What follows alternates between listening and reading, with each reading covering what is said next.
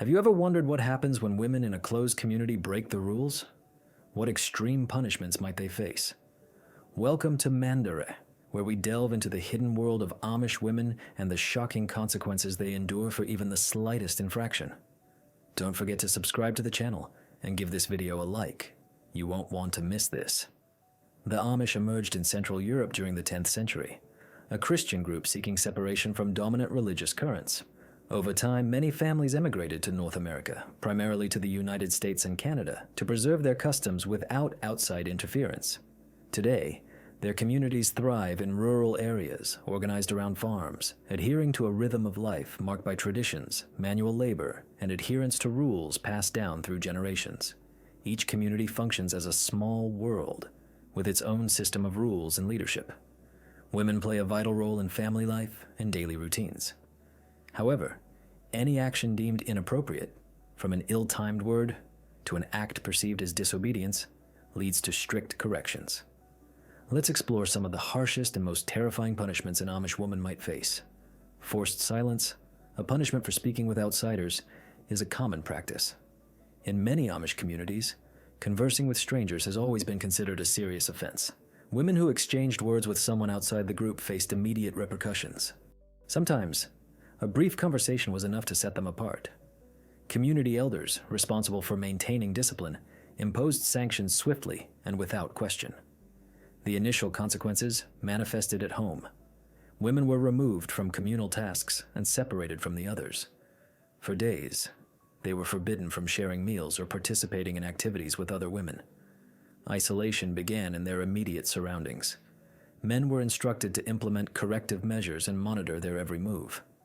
Some women were forced to remain at home for weeks, their visits restricted, confined to the garden. Telephone use, if available, was forbidden.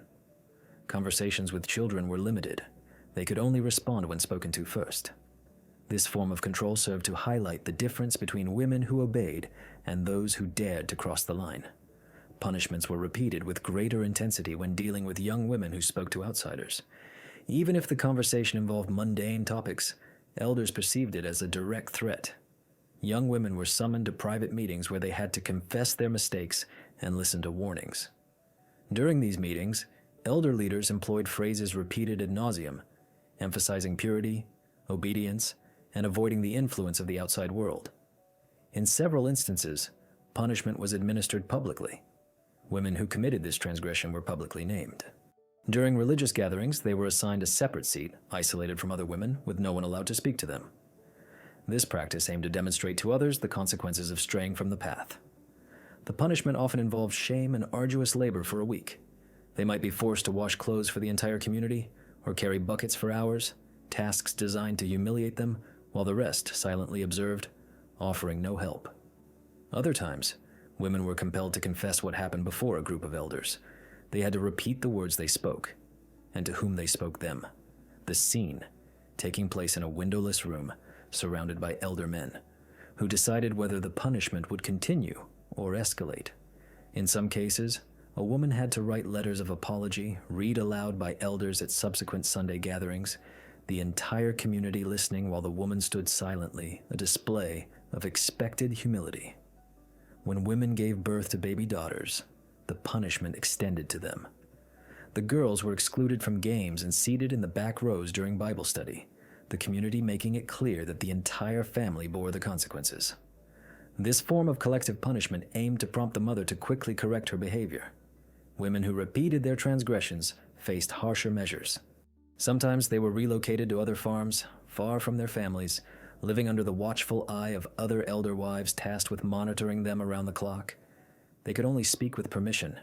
Every word was scrutinized, every gesture controlled.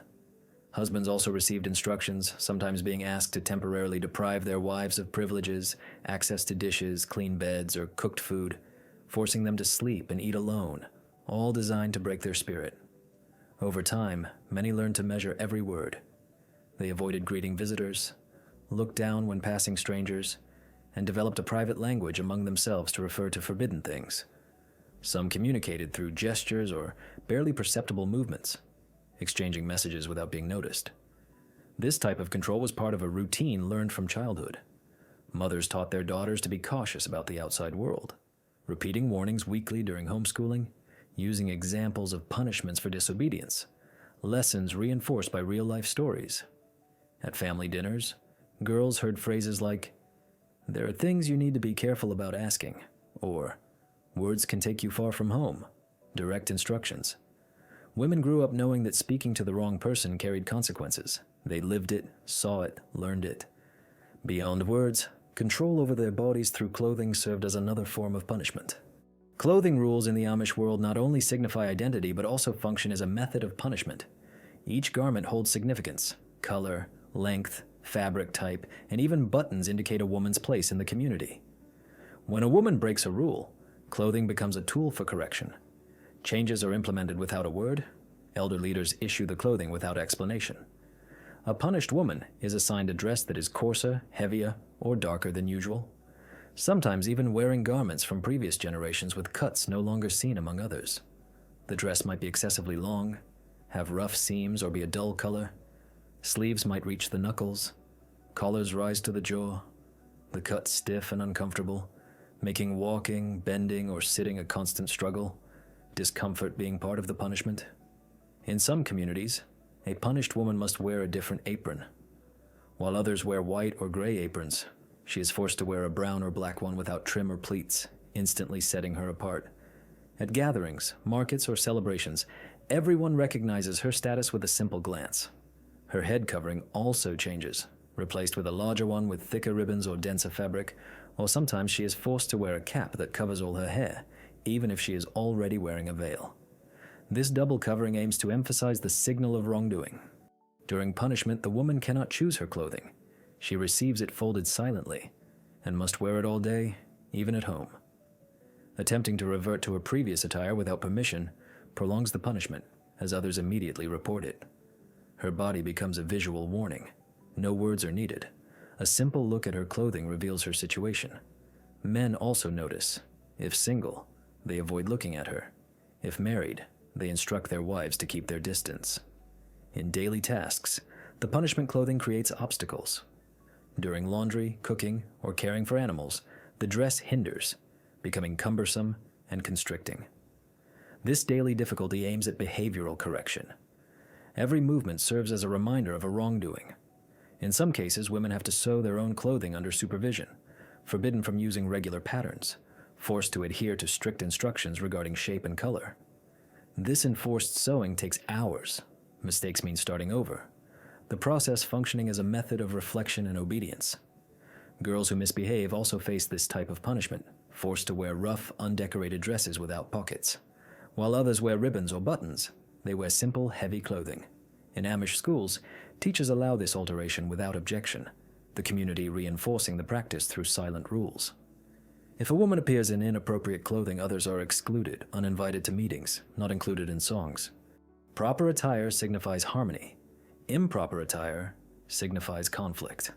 On special occasions like weddings or funerals, punished women must remain on the periphery, wearing dark, shapeless, anonymous dresses instead of white or pearl gray attire, their visual exclusion forever imprinted on family photographs. Clothing rules also determine who can speak. Women in punitive clothing do not speak at gatherings or read the Bible, their attire signaling that they are still under observation, remaining silent until permission is granted. Invisible banishment, where an Amish woman is ignored by the community, has direct and profound consequences. Women sanctioned in this way are isolated without shouting or blows. Separation occurs through averted gazes and persistent silence. This form of sanction is known as complete rejection by everyone. When a woman is deemed guilty of violating internal rules, a council of elders assembles. The decision is not discussed with her. No one explains anything. She simply feels that from that moment on, others no longer see her. She receives no greetings, hears no responses. Her words elicit no reaction.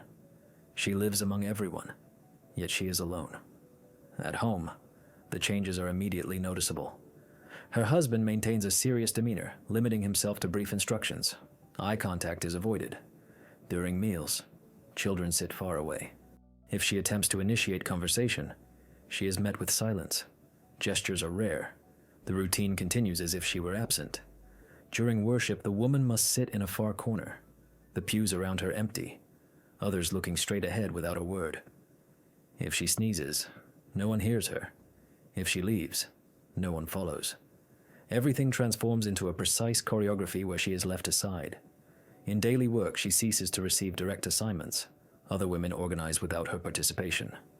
If she tries to join tasks, hands stop. Dishes are dropped. No one tells her to leave, but no one follows her if she participates. This pressure is enough to force her to withdraw on her own.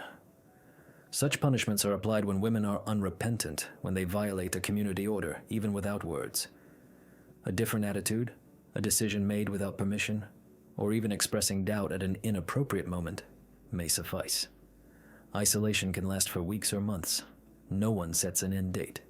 The council silently observes her behavior, assessing her reactions, measuring how long it takes her to break. During this period, she continues to sleep in her bed, eat in the kitchen, and walk in her yard. But she no longer belongs to the group. In some families, elder daughters join in the punishment, ceasing to speak to their mother until the elders approve. If there are sisters in one community, they must cease contact, avoiding crossing paths even if they live nearby. If they see her on the road, they look down. If they are engaged in something together, they move away. Men are instructed to act firmly. Even if they live under the same roof, they must keep their distance. Intimate relationships are suspended. Important decisions are made without consulting her. The woman loses her voice in her own home. Everything she does becomes an unquestioned routine. When the entire community participates, the effect intensifies. The silence becomes absolute. Neighboring houses close their doors as she approaches. Longtime friends cease visiting her. Women she grew up with alter their paths to avoid her. Little girls look at her with suspicion. Sunday gatherings exclude her. If present, she is assigned a place in the back. She shares meals with no one. If she brings something prepared, no one touches it. If she offers help, it's rejected. Every gesture aims to solidify her position outside the circle. Some women attempt to resist, continuing to perform their duties, maintaining their routine, caring for their children, but the constant emptiness weakens any effort. Over time, most break down, accepting the rules, appearing before the council, saying what is expected, repeating learned phrases, apologizing without arguing. The end of the punishment occurs gradually. One day, a response. Another day, someone sits nearby. Then her husband looks her in the eye.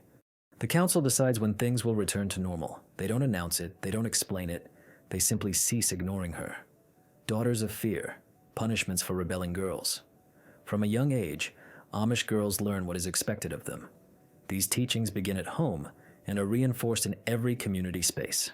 Speaking out of turn, raising one's eyes inappropriately, or expressing an unsuitable thought is considered excessive. At any sign of disobedience, adults act swiftly. The most common punishment is administered silently. Girls who interrupt adults, ask questions out of context, or demonstrate attitudes contrary to what they have been taught are removed from the activity and sent to a corner. They must stand there with their arms crossed, immobile, sometimes for hours. Teachers in Amish schools use similar methods. When a girl questions an instruction or gets distracted, she loses the right to participate. Her books are taken away, she is denied a pencil, and ordered to observe from afar. This exclusion serves as a direct lesson. Other girls quickly understand what is happening. At home, the reaction to misbehavior comes unexpectedly. A girl is sent to a hill or a shed where she must sit alone and repeat phrases of obedience. The door is closed from the outside, the time is extended depending on the offense. The only permitted sound is their own voice. Mothers have clear instructions. They must correct without interruption. Some wash their daughters' mouths out with soap if they say something offensive.